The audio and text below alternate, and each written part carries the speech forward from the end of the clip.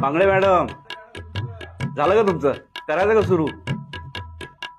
काय कदम सर, काय परिस्थिती आहे? सर मला गावभर फिरलो पण कोणी ऍडमिशनच करायला तयार नाहीये. असं कसं? श्रुती मॅडम तुम्ही बोला. नाही म्हणजे बरोबरच आहे यायचं. आता विषय कसा आहे सर, आम्ही लय फिरलो गावागावात, पण विद्यार्थ्याच्या पालकाचं म्हणणं असं आहे त्याला मराठी म्हणजे दुय्यमच वाटून राहिली आणि इंग्रजी हे महत्वाची वाटून राहिली है ना. कसं आहे सर, आपल्या शाळेच्या पडक्या भिंतीपेक्षा मोठ्या मोठ्या इमारती त्याला भावून राहिल्या. आपल्या शाळेची गुणवत्ता आहे तशी, पण प्रायव्हेट शाळेत भेटणाऱ्या सुविधा त्याचं मन आकर्षित करून राहिल्या. आता मला एक सांगा, म्हणजे कोणता उपाय करायला पाहिजे आपण? मला असं वाटतं सर का बा आपण आपल्या शाळेला तसं थोडंसं रिनोव्हेट केलं पाहिजे. म्हणजे ह्या अशा भिंती झाल्या, अशा कळकल्या, त्याला आपण रंगरंगोटी करून टाकू. विद्यार्थीले बसायला असे मस्त बेंचेस, डेस्क ही सुविधा देऊ. आणि ते शौचालयाची लय बेकार अवस्था झाली आहे, तर ते थोडीशी सुधारू. सर हे पाण्याच्या टाकीपेक्षा ऑरो फिल्टर बसवणं लय गरजेचं आहे आपल्याला. एक डिजिटल रूमची गरज आहे सर. म्हणजे कसं, ह्या सुविधा जर आपण देऊ शकलो तर मग कदाचित ते आपल्याकडे थोडेसे येतील. शासनाकडून नसतं काही गोष्टी होऊन नाही राहिल्या, आता आपण काय करू शकतो त्याच्यात? या व्यतिरिक्त दुसरा उपाय नाही का सर आपल्याकडे? नाही, एक उपाय आहे सर. कोणता? म्हणजे कसं, त्याच्यासाठी सगळ्याची मदत लागेल. पालकांच्या दारोदारी फिरणं झालं आता काय लोटांगण घालायला लावतं त्यांच्यासमोर? सांगत होते पटकन काय उपाय आहे तो? म्हणजे आपण जर सगळ्यांना एक एक पगार आपल्या शाळेसाठी दिला तर? काय बोलता मॅडम, एकदम बकवास आयडिया आहे. आपला पगार पण द्यायचा त्याला? आपलं काम आहे का ते? शासन पाहत बसून ते काय बोलून राहिली? पागल झाली काय तू? हे पहा, मी हे सगळं विचार करूनच बोलून राहिली. सर आपल्याला शाळा वाचवायची असेल तर हे सगळं करावंच लागल. काय बोलता मॅडम, आम्हाला घर परिवार आहे ना, मुलांचे शिक्षण आहे, घराच्या EM आहे, आणि तुम्ही त्यात म्हणता की 1 महिन्याचा पगार अजून द्या.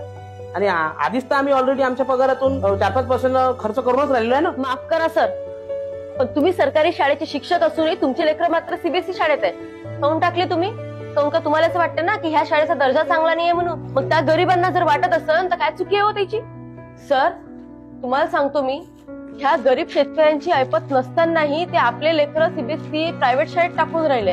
काऊन टाकून राहिले? काऊन का तेले असं वाटू राहिलं की आपले लेकरं त्या शाळेत टाकले तर मोठे साहेब बनतील. ह्या दिव्या स्वप्नात आपल्या डोक्यावरचं कर्ज वाढवून राहिले.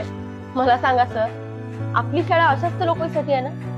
मग सरकार जर एक पाऊल पुढे घेत नसेल, आपण एक पाऊल पुढे घेऊ शकत नाही? एक आदर्श निर्माण नाही करू शकत का आपण? गावंडे मॅडम म्हणतायत ते बरोबर बोलतायत. आपली काहीतरी जबाबदारी आहे शाळेप्रती, एक समाजसेवा म्हणून. हे बघा, कोणाकडे जबरदस्ती नाहीये. ठीक आहे, मी एक पगार द्यायला तयार, पण तुम्हाला कोणाला जबरदस्ती नाही. बरं, तुम्हाला द्यायचं असेल तर तुम्ही हात वर करा.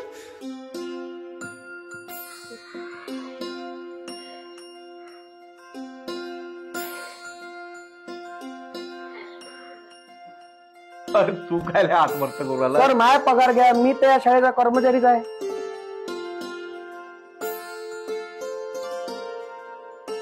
मला खरंच कौतुक वाटून आलं आज तुमचं. एक मुख्याध्यापक म्हणून ऊर भरून आला. पण श्रुती मॅडम, एक माहित आहे का, हे काही परमनंट सोल्युशन नाहीये. वाकई कितीही शिवली तर थिगायचं लागणारच आहे त्याला. तर श्रीमंताला आज गादी आहे, उद्या फोमवर झोपतील, पण आपल्या नशिबीत हे वाकायचं आहे. बरोबर आहे सर तुमचं. श्रीमंताचं नाही हो टेन्शन, ते तर बाहेर देशात जाऊनच शिकून घेऊ. पण हे आपले गरीबाचे, शेतकऱ्याचे लेकरं, याची जबाबदारी कोण घे? पहिलेच तर शिक्षणाचं खाजगीकरण झालंय, त्याच्यात आपल्यासारख्या शिक्षकांनाही हात वर करून घ्यायचं म्हणजे झालं. नोकऱ्या तर कठीण झाल्याच आहे, पण ह्या गरीबाच्या लेकरानं का सुशिक्षित राहावं नाही ह्या देशात? मग यायच्या शिक्षणाची जबाबदारी कोणाची?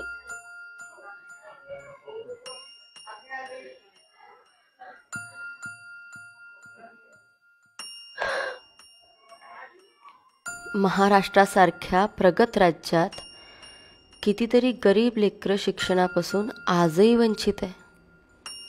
पोटाची भूक भागवाव का शिक्षण विकत घ्या, हा प्रश्न मायबापाच्या समोर आहे. महाग होत चाललेलं शिक्षण आणि गरिबीचं वाढत चाललेलं ओझं कितीतरी स्वप्न अर्धवट तुळवून टाकते. शिक्षणाचा हक्क सर्वांसाठी आहे, पण वास्तव अजून खूप कळवट आहे.